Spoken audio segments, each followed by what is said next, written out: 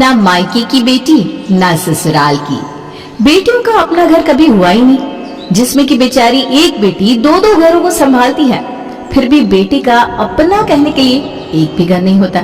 चलिए अब देखते हैं ऐसी ही एक बेटी पूनम की कहानी। पूनम बचपन से ही होशियार, तेज और समझदार थी। छोटी सी उम्र में उसे पता था कि उसे करना क्या है। एक रोज पूनम अपनी माँ सुनीता से कहती है, मम्मी मैं सोच रही हूँ मैं भी कोई काम करूँ जिससे कुछ पैसे आने लगे और मैं कम से कम अपना खर्च तो निकाल पाऊँ। हाँ बेटा, तेरे पापा की हालत किसी से छुपी नहीं है। जैसे तैसे घर खर्च चला दे रहे हैं वही काफी है। अब तो तेरी 12वीं भी हो गई, इससे आगे तो तेरे पापा तुझे पढ़ा भी नहीं सकते। फिर गोलू का भी तो हमें देखना है, उसे इंजीनियरिंग करवाने में बहुत पैसे लगेंगे। तेरा क्या है, तू तो दूसरे के घर चली जाएगी। जी मम्मी। पूनम की आंखें नम हो जाती है, लेकिन वो सुनीता से कुछ नहीं कहती और मन ही मन सोचती है, गोलू मुझसे 1 ही साल छोटा है, फिर भी सब गोलू के लिए सोचते हैं, मेरे लिए नहीं। बेटे बेटी में इतना फर्क आखिर क्यों? इसी तरह दिन बीतने लगते हैं। पूनम ट्यूशन पढ़ाना शुरू कर देती है। गोलू को जैसे पता चलता है कि पूनम ट्यूशन पढ़ाकर 10,000 कमा लेती है, तो वो पूनम से कहता है, दीदी मुझे 500 रुपए देना तो। अरे मैं कहाँ से लाऊं इतने पैसे? मुझे बर्थडे पार्टी में जाना है, तुम 10,000 तो कमा लेती हो आराम से, फिर भी देने में इतना ड्रामा कर रही हो। अरे मेरे कॉलेज और ट्यूशन की फीस मुझे देने हैं। पता है मुझे तुम कितना पढ़ती हो, पैसे दे रही हो या नहीं? नहीं दूंगी, जाओ यहाँ से। तभी सुनीता वहां आ जाती है। अरे छोटा भाई है, कुछ पैसे दे देगी तो क्या हो जाएगा? मेरे पास होता तो उसे तुझसे मांगना पड़ता क्या? मैं भी तो तुझे दे रही थी ना अब तक। रहने दो मम्मी, थोड़ा सा कमाने क्या लगी, घमंड दिखा रही है। सुनीता उसी वक्त सज्जन के पास जाती है और तमतमाती कहती है, बेटी हाथ से निकलती जा रही है, जितना जल्दी हो सके इसे यहाँ से शादी करके निकालो। जो करना होगा अपने ससुराल जाकर करेगी। आज थोड़े से पैसे के लिए गोलू को इतना सुना रही थी, कल को मेरे बेटे का हक खाने के लिए पता नहीं क्या क्या करेगी। मैंने तो कहा था ज्यादा पढ़ाओ मत, लेकिन तुम्हें ही लगा था पढ़कर कम से कम अपना तो कर लेगी। करो बेटे का कल्याण। देखता हूँ कोई लड़का जल्दी से जल्दी इसके हाथ पीले करके इसे यहाँ से निकालता हूँ। अचानक से अगले दिन सज्जन की नौकरी चली जाती है और वो घर आकर सुनीता से कहता है, तुम लोग अपना अपना देख लो, मेरी तो नौकरी चली गई है, अब मैं कुछ नहीं कर सकता। अरे घर में राशन भी नहीं है, अब कहाँ से खाना बनेगा? सुनीता के आंसू बहने लगते हैं। तभी पूनम 2,000 लेकर वहां आती है। मम्मी ये पैसा ले लो, इससे ही राशन मंगवा लेना, हम लोग कुछ ना कुछ करके घर का खर्च निकाल लेंगे।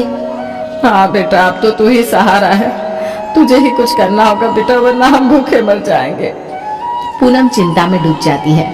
घर का बोझ उसके कंधों पर आ जाता है। अपने कमरे में बैठी वो सोच रही थी, इस तरह तो नहीं चलेगा, खाली ट्यूशन पढ़ाकर मैं घर का खर्च नहीं निकाल सकती हूँ, कुछ और काम करना होगा। राशन का ही खर्च 20,000 लग जाएगा, क्या करूं, दिमाग काम ही नहीं कर रहा।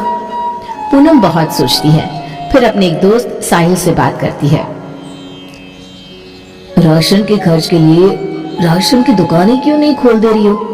राशन की दुकान में कमाई भी बहुत होती है, उससे तुम्हारा घर क्या 2 और घर का खर्च भी निकल जाएगा। अरे ये सब तब हो जब दुकान चले, और मुझे दुकान चलाने के लिए ट्यूशन छोड़ना होगा। अरे चल जाएगी दुकान, बस थोड़ी मेहनत की जरूरत होती है। ट्यूशन तुम भूल कर भी मत छोड़ना, 1 घंटे में तुम 10,000 कमा लेती हो। जब तक दुकान नहीं चलती तब तक तुम्हें इसी से सहारा मिलेगा ना। 1 घंटा तो कोई भी दुकान देख सकता है। हाँ तुम सही कह रहे हो। तुम्हें किसी भी मदद की जरूरत होगी तो बेझिझक बोलना, मैं हमेशा तुम्हारे साथ हूँ। Thank you for your support. Poonam ration दुकान खोलने के बारे में सुनीता को बताती है। ये सही है, तेरे पापा और गोलू भी दुकान में बैठ जाएंगे। मम्मी लेकिन दुकान खोलने के लिए पूंजी चाहिए, वो कहाँ से आएगा? तेरी शादी के लिए मैंने जो जेवर रखे थे वो बेचकर पैसे आ जाएंगे। पैसे भी आजकल कौन सा लड़की वाले कुछ देते ही हैं। सुनीता और पूनम जाकर गोल्ड बेच देती हैं। जो पैसे मिलते हैं उससे अपने घर के नीचे एक राशन का दुकान खोल लेती हैं। शुरुआत के कुछ दिनों तक दुकान चलना तो दूर की बात, एक मक्खी तक दुकान में नहीं आती है। दुकान की ऐसी हालत देखकर गोलू पूनम पर चिल्लाने लगता है, दीदी तुम्हें बस बर्बादी करना आता है, जितना पैसा दुकान में लगाई हो उतना बैंक में फिक्स लगा देती तो इंटरेस्ट के कुछ पैसे ही आ जाते। अभी एक फूटी कोड़ी नहीं आ रही, ऊपर से तुम सोचती हो एक साथ 10 काम कर ले। अरे तुम भी जाओ शादी करके यहाँ से, हम लोग अपना देख लेंगे। तुम यहाँ रह रह के हमारी और बर्बादी कर रही हो। तुमसे मैंने पूछा नहीं तो बताने की जरूरत नहीं है। अरे बोलूंगा मैं, अगर दिक्कत है तो इस घर में मत रहो। पूनम रोने लगती है और साहिल को कॉल करके सब कुछ बताती है।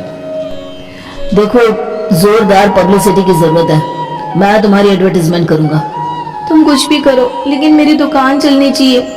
साहिल बड़े बड़े बैनर लगवाकर जगह जगह लगवाता है। धीरे धीरे दुकान चलने लगती है और दुकान से अच्छी कमाई भी होने लगती है। अब दुकान पर गोलू और सजन दोनों बैठने लगते हैं। एक दिन गोलू अपनी माँ से कहता है, दीदी की शादी कर दो, कितने दिनों तक इसे घर पर बिठा कर रखोगी? सब लोग कहने लगे हैं कब शादी करोगी पूनम की।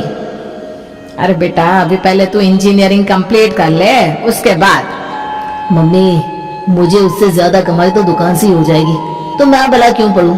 मैं जॉब करने चला जाऊंगा तो दीदी हमारी दुकान हथिया लेगी। अरे ऐसा कैसे हत्या लेगी? मैं हूं ना उसे इस घर से निकालने वाली। ये दुकान मेरे घर में है। आज ही मैं उससे कहती हूँ कि साहिल के घर वालों से मेरी बात करवाए, मैं उन दोनों की शादी की बात कर लूंगी। मम्मी इस बार चुकना मत। सुनीता पूनम से शादी की बात करती है। अभी मैं शादी नहीं करूंगी, पहले कुछ पैसे शादी के लिए सेव कर लूं, वरना शादी में खर्च होंगे तो इतने पैसे कहाँ से आएंगे? अरे दिमाग तो ठीक है ना तेरा? शादी में खर्च लड़के वाले करेंगे। आजकल लड़की वालों का 1 रुपया नहीं लगता। और सेविंग तू कहाँ से करेगी? इसी दुकान से ना। अरे ये दुकान तो मेरे गोलू की है, इसके पैसे उसके भविष्य के लिए सेव करूंगी मैं। तो पागल हो गई है क्या? लव मैरिज में क्या खर्च? इतना ही है तो कोर्ट मैरिज कर ले। ये क्या बात हुई? इस दुकान में मेरा भी हक है मम्मी। तभी वहाँ गोलू आ जाता है। हक? अरे कोई हक नहीं है तुम्हारा इस घर पे, दुकान पे, सब कुछ मेरा है। तुम जहाँ जाओगी वो घर तुम्हारा होगा। तुम बीच में मत बोलो, मैंने कितना कुछ करके इस दुकान को चलाया है। अरे तू कोई एहसान नहीं कर दिया? तुम भी यहीं रहती हो, यहीं खाती पीती हो, कहीं और रहती तो घर का भाड़ा लगता। तुझे क्या यहाँ मुफ्त में रख के रखे है? काम क्या है तुम्हारा? जिस परिवार के लिए पूनम ने इतना कुछ किया, वो परिवार वाले पूनम को इतना कुछ सुनाएंगे, उसने सपने में भी नहीं सोचा था। पूनम को इसकी एक जरा भनक नहीं थी। उसका मन पूरी तरह से टूट जाता है और वो साहिल को कॉल करके सब कुछ बताती है। पूनम, तुम अपने आंसू पोंछो, मैं अभी आ रहा हूँ और हम कोर्ट मैरिज करेंगे। मुझे अब फर्क नहीं पड़ता कौन क्या कहता है। मैंने कभी नहीं सोचा था कि मेरी शादी ऐसे होगी। साहिल और पूनम कोर्ट मैरिज कर लेते हैं। पूनम को ऐसा करता देख उसका पति सजन कहता है, तुम मेरे घर में कतई नहीं आओगी। नाक कटवा दी तुमने मेरी। इतना ही तुम्हें शादी करने का शौक था, मुझे कह देती, मैं करवा देता तुम्हारी शादी। मेरे चेहरे पर काली पोत दी तुमने। अब मैं किसी कीमत पर तुमसे रिश्ता नहीं रखूंगा और ना ही कोई और तुमसे रिश्ता रखेगा। पापा मेरी बात तो सुनिए। अरे निकल जाओ यहाँ से, कुछ नहीं सुनना मुझे। पूनम को संभालते हुए साहिल कहता है, तुम अपना मन क्यों छोटा करती हो? हम अपनी नई दुनिया बसाएंगे, तुम मेरे घर चलो। आंखों में सपने लिए पूनम साहिल के साथ उसके घर जाने के लिए निकल पड़ती है। ससुराल पहुंचती ही जैसे ही साहिल की माँ रजनी दरवाजा खोलती है, पूनम को देखकर दंग रह जाती है और बेटे को एक तमाचा मारते हुए कहती है, बेशरम कहीं का, किसी को भी उठाकर मेरी बहू बना कर ले आएगा। तुझे शर्म नहीं आती क्या? इस घर में इसके लिए कोई जगह नहीं है। ए लड़की, मेरे घर में घुसने की हिम्मत भी मत करना, निकल यहाँ से। मम्मी जी, अब तो हमने शादी कर ली है, मैं कहाँ जाऊंगी? साहिल, जिस घर से आई है इसे वहीं छोड़ कर आ।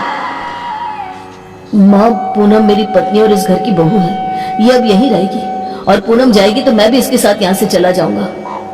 बेटे के मुंह से ऐसा सुनकर रजनी के कान खड़े हो जाते हैं और बेटे के मुंह में कहती है, नहीं, तुम कहीं नहीं जाओगी बेटा, पर ये लड़की मुझे एक आंख पसंद नहीं है। बस तेरी खुशी के लिए मैं इसे इस घर में आने दे रही हूँ, याद रखना। माँ मुझे चलेगा, तुम बस इसे इस घर में रहने की परमिशन दे दो। पूनम और साहिल घर में आ जाते हैं। रजनी अंदर अंदर कूद रही होती है और मन ही मन सोचती है, मैं इस लड़की को निकाल कर रहूंगी, पर मैं निकालूंगी तो साहिल को तकलीफ होगी। अगर ये खुद चली जाए तो सोने पे सुहागा। इधर साहिल बाजार चला जाता है और पूनम अपने कमरे की सफाई कर रही होती है। रजनी उसके कमरे में जाकर कहती है, ये मेरे बेटे का कमरा है, तुम्हें कुछ भी करने की जरूरत नहीं है। तुम यहाँ कुछ दिनों की मेहमान हो। ये मेरे पति का घर है, मैं यहाँ से कहीं नहीं जाने वाली। वो तो वक्त ही बताएगा। रजनी अपने साहिल के सामने तो शरीफ बन जाती और पीछे से पूनम को टॉर्चर करने लगती। अगले दिन सुबह 5 बजे ही रजनी पूनम के कमरे का दरवाजा बजाने लगती है। खुद को इस घर की बहू बताती हो? कौन सी बहू इतनी देर तक सोई रहती है? सूरज सर पर चढ़ आया है, नहा धोकर रसोई में आओ। जी जी मम्मी जी। पूनम झटपट नहाकर रसोई में आती है और रजनी कहती है, तुम मेरे लिए एक नौकरानी हो। मेरे बेटे को पसंद आ गई हो तुम। कुछ दिनों तक तुम्हारे साथ रहकर मन भर जाएगा तो तुम्हें अपनी जिंदगी से निकाल फेंकेगा। सबके लिए चाय बनाकर लाओ और नाश्ते में मूंग दाल की कचौड़ी, पनीर सोयाबीन की सब्जी और साथ में खीर बना लो। साहिल के पापा कम मिर्ची खाते तो उनके लिए अलग सब्जी बना देना। जी मम्मी जी। मुझे मम्मी जी नहीं मैडम कहो, समझी? पूनम आंसू बहाने लगती है। लड़की होना इस दुनिया में श्राप है। एक औरत ही दूसरी औरत की दुश्मन बन जाती है। मेरा अपना कहने को कुछ भी नहीं है, न मायका अपना है न ससुराल। पूनम चाय बनाकर सबको देती है, फिर नाश्ता बनाकर देती है। कचौड़ी खाकर रजनी कहती है, इतना बेकार खाना बनाया है कि पूछो मत। एक तो बिना दहेज के तुम्हें इस घर में रखा है, ऊपर से इतना खराब खाना बनाया है। मायके से यही सीख कर आई हो? बेटा साहिल, तुमने क्या देखकर इससे शादी की? इससे अच्छी तो काम वाली होती है। बहू जैसे एक भी लक्षण नहीं है इसमें। माँ लेकिन खाने में कमी क्या है? मुझे तो ठीक लग रहा है। हाँ, तुझे तो लगेगा ही ना। रजनी जी, अब इसे कुछ मत बोलिए। समय के साथ जब इसका मन भर जाएगा तो खुद समझ जाएगा। रजनी और धर्मजी के खाने के बाद साहिल कहता है, पूनम, तुम मेरे पास हो, किसी की बातों का बुरा मत मानो। मैं तुम्हारे साथ हूं ना। तुम साथ हो तभी तो मैं जिंदा हूँ। इसी तरह दिन बीतते जाते हैं। एक रोज साहिल को शहर से बाहर जाना पड़ता है।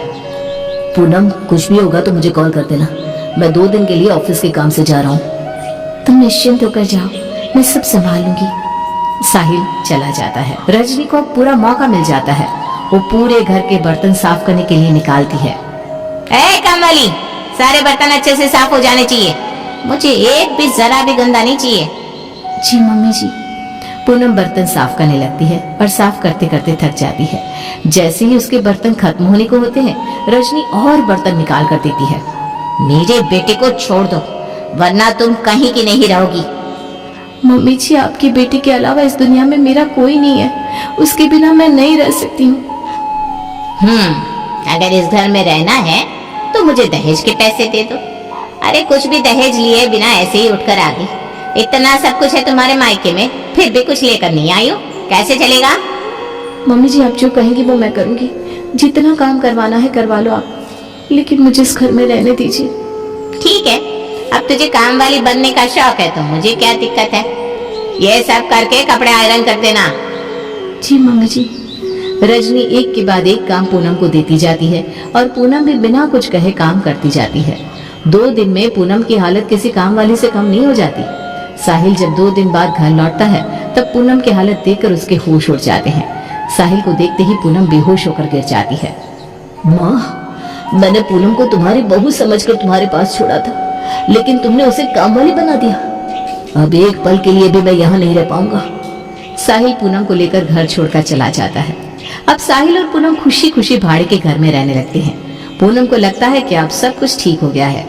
वहीं उसकी जिंदगी एक नई करवट ले लेती है। ऑफिस से घर लौटते वक्त साहिल का एक्सीडेंट हो जाता है। कुछ लोग साहिल को अस्पताल ले जाते हैं और पूनम को फोन करके कहते हैं, आपके पति का एक्सीडेंट हो गया है, आप जल्दी से बदल के अस्पताल आ जाइएगा। हाँ, मैं अभी आ रही हूँ। पूनम रोती हुई भागती हुई अस्पताल जाती है। साहिल के माथे से खून बहता देख पूनम की हालत खराब हो जाती है। डॉक्टर प्लीज मेरे पति को बचा लीजिए। आप पहले फीस जमा कर दीजिए, उसके बाद हम आपके पति को हाथ लगा पाएंगे। वैसे भी उनकी हालत बहुत नाजुक है।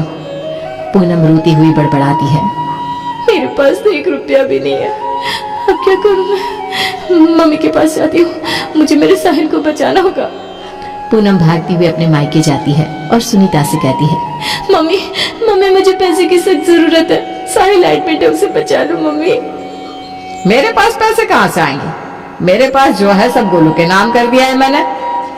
जब खुद से शादी की थी तो खुद ही समझो, हमें बोलने के लिए क्यों आई हो? यहाँ बोलने से कोई फायदा नहीं होगा। पूनम बिना कुछ कहे भागती हुई अपने ससुराल जाती है और रजनी से कहती है, मम्मी जी साहिल को बचा लीजिए, आप जैसा कहेंगे मैं वैसे करूंगी। मैं साहिल के इलाज के सारे पैसे तो दे दूंगी, लेकिन तुम्हें उसकी जिंदगी से हमेशा हमेशा के लिए चले जाना होगा। ठीक है, मैं चली जाऊंगी, एक बार उसका इलाज हो जाए बस। पूनम और रजनी अस्पताल जाते हैं। रजनी अस्पताल में पैसे जमा करती है, साहिल का इलाज शुरू होता है। पूनम ऑपरेशन थिएटर के बाहर खड़ी आंसू बहाती हुई अपनी किस्मत को कोस रही थी। भगवान, आपने मेरी किस्मत में क्या लिखा है? मैं कहीं की भी नहीं रही, न मायके की न ससुराल की। कहने को मेरे पास 2 घर हैं, लेकिन रहने के लिए एक घर भी नहीं है। साहिल को होश आ जाता है और दूर से ही उसे देखकर पूनम एक चिट्ठी लिखकर अपनी सास को देती है और कहती है, मम्मी जी, मैं हमेशा के लिए जा रही हूँ, आप ये साहिल को दे देना। हाँ चली जाओ तुम। अब हम अपने बेटे की शादी धूमधाम से किसी पैसे वाले घर में करेंगे। इलाज में जितने पैसे लगे हैं सब हमें मिल जाएंगे, इतना तो दहेज मिलेगा ही। पापा जी, मुझे बोलते हुए शर्म आ रही है। आपके जैसा अधर्मी आदमी मैंने नहीं देखा। नाम धर्म होने से कुछ नहीं होता। आप तो अपने बेटे को दहेज के लिए बेच रहे हैं। पूनम सब कुछ छोड़कर हमेशा के लिए चली जाती है।